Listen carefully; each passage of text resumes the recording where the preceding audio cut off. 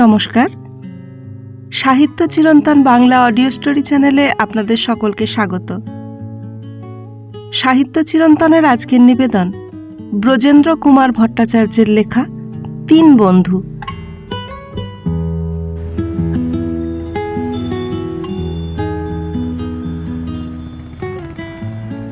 অফিসের ছুটির পর সেন্ট্রাল অ্যাভিনিউ দিয়ে হাঁটছিলাম। বউবাজার স্ট্রিট থেকে বাস ধরে মানিকতলা যাব। হঠাৎ ট্রাফিক সিগন্যালের মুখে আমার পুরনো নাম ধরে কে ডাকলো। এপারে এসে দাঁড়ালাম। বোকার মতো এদিক ওদিক তাকাচ্ছি, কাউকে চিনতে পারছি না। হঠাৎ দেখি লাল রঙের একটা গাড়ির ভেতর থেকে মুখ বাড়িয়ে একজন আমাকে ডাকছে, রাস্তার বাঁ দিক থেকে। রাস্তাটা ফাঁকা হতে মিনিট 2 লাগলো। তারপর ওপারে গেলাম, চিনতে পারলাম সত্যেন। প্রায় 14 বছর পর ওর সঙ্গে দেখা হলো আবার। বলল, কোথায় যাচ্ছিস? উঠে আয়। বললাম আমি এখানেই যাব, কাজ আছে একটু। সত্যেন বলল, রাখ তোর কাজ, কতদিন দেখা হয়নি বলতো। হাত ধরে টেনে গাড়িতে ওঠালো সত্যেন।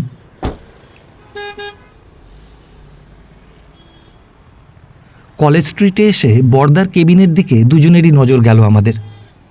সত্যেন বলল, যাবি? চল এখানেই ঢুকি, কতদিন যায়নি। প্রায় 20 বছর পর আমরা বর্দার কেবিনে ঢুকলাম। আমাদের পুরনো আড্ডার সেই কোণের টেবিলটা খালি ছিল, সেখানেই বসলাম আমরা। মনে পড়ল জয়দেব বসত ঠিক রাস্তার দিকে মুখ করে। মাঝে মাঝে জয়দেব এক বন্ধুকে আনত, তার নামটা ভুলে গেছি। সে এলে আর একটা চেয়ার আনানো হতো, জয়দেবের মুখোমুখি পাতা হতো। এদিক ওদিক তাকিয়ে সত্যেন বলল, দেখছিস সেই ট্র্যাডিশন এখনো চলেছে। সেই পাথরের টেবিল, বোতলের ভাসে কাগজের ফুল, আলমারির মধ্যে কখানা প্লেট, টিপট, সেই আধময়লা উর্দি পরা বেয়ারাগুলোর কাঁধে গামছা, একটুও বদলায়নি। অথচ পার্ক স্ট্রিট এসপ্ল্যানেডের রেস্টুরেন্টগুলো দেখেছিস কি পরিষ্কার পরিচ্ছন্ন। সবই বদলে গেল, এরাই মানে এই উত্তরপাড়াটা বদলালো না, সেই জন্য উন্নতিও হয় না। হঠাৎ বর্দাকে দেখা গেল। ওর বড় উঁচু চেয়ারটাতে তেমনি নির্বিকারভাবে পান চিবোতে চিবোতে এসে বসলেন। চেহারা প্রায় তেমনি আছে, শুধু চুলগুলো সব সাদা হয়ে গেছে। একটা নমস্কার করলাম আমরা। বর্দা ভ্রুক্ষেপ করলেন না, কৃত্রিম আপ্যায়নের ভঙ্গিতে মাথাটা শুধু হেলালেন একটু। বুঝলাম চিনতে পারেননি। না পারারই কথা।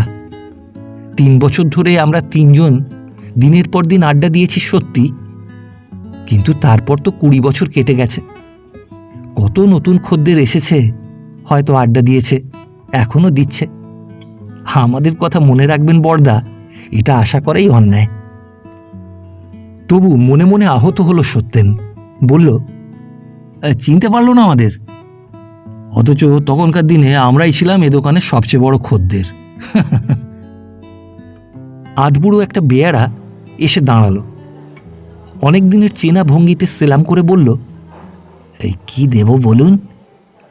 সত্যেন মেনু কার্ডে চোখ বুলিয়ে সবচেয়ে যা দামি এই রেস্টুরেন্টের তাই অর্ডার দিল। মাথা নুয়ে চলে গেল বেয়ারা। একটা সিগারেট ধরিয়ে সত্যেন বলল, কোথায় আছিস এখন? কি করছিস? খবর বল তোর। কতদিন পরে দেখা, প্রায় 2 যুগ পরে না? বললাম, 50 সালে এসপ্ল্যানেডে দেখা হয়েছিল, ভুলে গেলি? সত্যেন লজ্জিত হলো। সেবারও অন্য এক বন্ধুর সঙ্গে যাচ্ছিল কোথাও, কথা বলার সময় হয়নি। চট করে একখানা কার্ড বের করে বলেছিল, অফিসে যাস একদিন, পরে দেখা হবে, একটু ব্যস্ত আছি এখন। এই সত্যেন গ্রামের স্কুল বোর্ডিংয়ে আমার সঙ্গে এক ঘরে 4 বছর কাটিয়েছে। তারপর কলকাতায় এসে অন্য পাড়ায় থেকেও রোজ আড্ডা দিতে এসেছে আমার কাছে। ক্ষুণ্ণ হয়েছিলাম, সেই সত্যেন এড়িয়ে গেল আমাকে। হয়তো সেই শীতের বিকেলে আমার পুরনো র্যাপারখানা আমার অবস্থা প্রকট করে দিয়েছিল সত্যেনের কাছে। সেই সত্যেনকে আজ লজ্জিত দেখে মনে মনে খুশি হলাম। সত্যেন বলল, ও হ্যাঁ, কিন্তু তুই তো দেখা করলি না তারপর। আর আমিও ভুলে তোর ঠিকানাটা নিইনি। তা কি করছিস এখন বল? বললাম, কি আর করব, কেরানিগিরি। সত্যেন অবাক হয়ে গেল। কি বলছিস তুই? ইউনিভার্সিটির স্কলারশিপ পাওয়া ব্রিলিয়ান্ট ছেলে, তুই করছিস কেরানিগিরি? আমি হাসলাম। সত্যেন আমার হাসির অন্য অর্থ করল। বলল, ঠাট্টা করছিস নিশ্চয়ই, মানে কোনো ফরেন ফার্মে ঢুকেছিস বোধহয়। ঘাড় নাড়লাম। বিশ্বাস না হয় দেখে আসিস একদিন। সেঠিয়া অ্যান্ড কোম্পানি, এই নে ঠিকানা। খাবার নামিয়ে দিয়ে গেল বেয়ারাটা। এক মুহূর্ত চুপ করে রইল সত্যেন। তারপর বলল, অথচ তুই খবর দিসনি আমাকে। অবশ্য আমারও অন্যায়, তোর খবর নিতে পারিনি।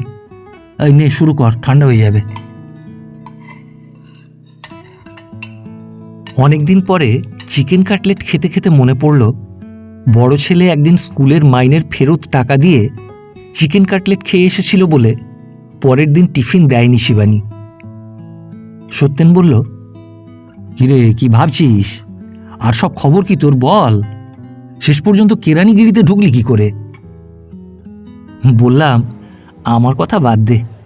গরিবের ছেলে, চাকরির দরকার ছিল, যা পেলাম সামনে তাই নিলাম। আমাদের কি আর বাছাবাছি করা চলে? তুই কি করছিস বল? সত্যেন বলল, প্রথমে একটা ইন্স্যুরেন্স কোম্পানিতে সুপারভাইজার পোস্টে ঢুকেছিলাম, তারপর এখন ব্যবসা করছি। মামাকে তো মনে আছে তোর? মামার এক বন্ধুর ফার্মে কিছু শেয়ার কিনেছিলাম। তারপর 50-তে মামা বললে দারুণ এক্সপেনশনের স্কোপ রয়েছে, মামার বন্ধুর টাকা নেই। তখন চাকরি ছেড়ে নেমে পড়লাম। এখন ডিরেক্টর হয়েছি। ম্যানুফ্যাকচারিং শুরু করেছি গত বছর। বেলেঘাটার দিকে কারখানা, সেখানে যাব বলেই বেরিয়েছি। খাওয়া হয়ে গিয়েছিল। বেয়ারাটা প্লেটগুলো উঠিয়ে নিয়ে গেল। কফির কাপে চুমুক দিয়ে সত্যেন বলল, কিন্তু তুই কেরানিগিরি করছিস শুনে মনটা খারাপ হয়ে গেল। একটা প্রফেসরই তো পেতে পারতিস তুই, অন্তত এর থেকে তো ভালো। বললাম, এমএ দিতে পারলাম কই? সে কি, এমএ দিসনি? কই আর দিতে পারলাম। বাবা মারা গেলেন, হঠাৎ সংসারটা ঘাড়ে এসে পড়ল। যা পেলাম তাই খুঁজে নিলাম। কত পাস? 325।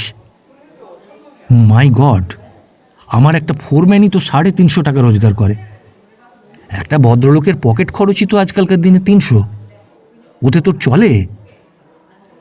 চালাতে হয়, উপায় কি বল? টিউশনই করি দুটো। কি আশ্চর্য, তোর মতো ছেলের এই অবস্থা। কোথায় আমি ভাবতাম আইসিএস কি অন্তত বড় অ্যাটর্নি ব্যারিস্টার হবি। স্কুলের মাস্টারমশাইরাও তাই বলতেন, আমি নাকি নাম করব, বিখ্যাত একজন হব। কলেজে পড়ার সময় আমি নিজেও এই কথা ভাবতাম। একটু চুপ করে থেকে সত্যেন শুধালো, আর জয়দেব বিপ্লবীটার খবর কি? অমন কেরিয়ারটা হুজুকে মেতে নষ্ট করল। বড় কিছু নিশ্চয়ই হয়নি। এমপি এমএলএ হলে তো নামটা নজরে পড়তো। জানিস কিছু তুই কি করছে? মতিগতি বদলেছে আশা করি। জয়দেবের খবর আমিও রাখি না। বললাম, সেই যে 42 সালে হোস্টেল থেকে উধাও হলো, আর কোনো খবর পাইনি। মাঝে একবার শুনেছিলাম জেলে গিয়েছিল। সত্যেন বলল, কি আশ্চর্য দেখতো, ম্যাট্রিকে 10th, আইএসসিতে 3rd। সেই ছেলে কেরিয়ার ফেলে হুজুকে মেতে সর্বনাশ করল নিজের। জয়দেবের প্রসঙ্গে মনটা খারাপ হয়ে গেল। চুপ করে রইলাম। নিজেকে অপরাধী মনে হলো। সত্যেনের উপর রাগ করেছিলাম, অথচ আমিও তো জয়দেবের খবর নিইনি। পাশের টেবিলটা খালি হয়ে যেতে আধবুড়ো বেয়ারাটা আবার এসে দাঁড়ালো। হেসে বলল, আমাকে চিনতে পারছেন না বাবু? আমি কালীপদ। মুখ তুলে তাকালাম। বেয়ারাটা এতক্ষণ একটা উর্দি পড়া যন্ত্রমাত্র ছিল। এবার দেখলাম একটা মানুষ, কালীপদ মণ্ডল। সেই ছোকরা বয় কালীপদ বড় হয়ে আধবুড়ো বেয়ারা হয়েছে।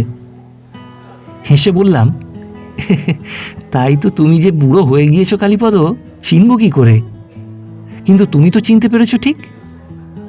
কালীপদ বলল, হ্যাঁ বাবু, চিনেছি ঠিক। অনেক দিন আসেননি আপনারা, তবু মুখটা মনে আছে। শুধালাম, নাম মনে আছে আমাদের? কালীপদ লজ্জিতভাবে বলল, না বাবু, না, আপনার নামটা ভুলে গিয়েছি, তবে ওনার নাম মনে আছে। সতুবাবু ওর নাম তো। সত্যি না আমার কথা শুনছিল নিষ্প্রিয়ভাবে। এবার ওকে একটু খুশি হতে দেখা গেল। বলল, তুমি সেই বয়ই রয়ে গেলে কালীপদ? চেনা লোক পেয়ে খুব খুশি কালীপদ। পাশের টেবিলে লোক এসেছে, ওরই যাবার কথা, গেল না। ইশারা করে আরেকজনকে যেতে বলল। কালীপদ একটু গল্প করতে চায়। সত্যেন বলছিল, কত বদলে গেল চারিদিকে, তোমরাই শুধু বদলালে না, তেমনই রয়ে গেলে। কালীপদ বলল, তেমনি আর কই বাবু, দেখছেন না চুল পেকে গিয়েছে। হঠাৎ কি মনে পড়ল কালীপদর। বলল, আচ্ছা বাবু, আপনাদের আর একজন যিনি স্বদেশী করতেন, বেশ লম্বা চওড়া চেহারা ছিল, খুব তর্ক করতেন, ওনার খবর কি? আমরা দুজনে মুখ চাওয়াচাই করলাম। একটু অস্বস্তি বোধ হলো। একটা বেয়ারা জয়দেবের কথা মনে রেখেছে, আর আমরা ভুলে গেছি আমাদের অন্তরঙ্গ বন্ধুর কথা। বললাম, ওর খবর তো অনেকদিন পাইনি, তুমি জানো নাকি? কালীপদ বলল, এই 15-16 বছর আগে দেখা হয়েছিল, তারপর মাঝে মাঝে দু একবার রাস্তায় দেখেছি, আজকাল আর দেখি না। খোঁড়া মানুষ তো, বোধহয় এদিকে আর আসেন না। দুজনে আমরা একসঙ্গে প্রায় চেঁচিয়ে উঠলাম, সে কি, এই খোঁড়া হলো কি করে? কালীপদ বলল, ওই জানেন না আপনারা, সেই সেবার কি স্বদেশী ব্যাপারে গুলি চলল ধর্মতলা স্ট্রিটে, ওর পায়ে লেগেছিল যে। তা আমি কি আর জানতাম, দেশের একটা লোককে দেখতে গিয়ে দেখি আমাদের সেই বাবু, অমন জোয়ান লোকটা বাবু, পাটা কেটে দিয়েছে হাঁটু থেকে। তারপর তারপর বাবু, কলেজ স্ট্রিটে আগে আগে দেখতাম কেরাজ নিয়ে যাতায়াত করতেন এদিক দিয়ে, 10 বছর আর দেখতে পাইনি। সত্যি না আমার দিকে তাকালো। দেখলি, এমন একটা ব্রিলিয়ান্ট ছেলে হুজুকে মেতে নষ্ট হয়ে গেল। ইস, কাটা পা নিয়ে কি বা করবে আর। আমাদের খাওয়া হয়ে গিয়েছিল, সন্ধ্যার ভিড় বাড়তে শুরু করেছে। আমরা উঠে দাঁড়ালাম, ফুটপাথে নেমে পড়েছিলাম। কালীপদ আবার বলল, ওই বাবুর খবর পেলে দেবেন বাবু, মনটা বড় টনটন করে। স্বদেশী করতে গিয়ে খোঁড়া হয়ে গেল অমন ভালো শক্ত সমর্থ মানুষটা।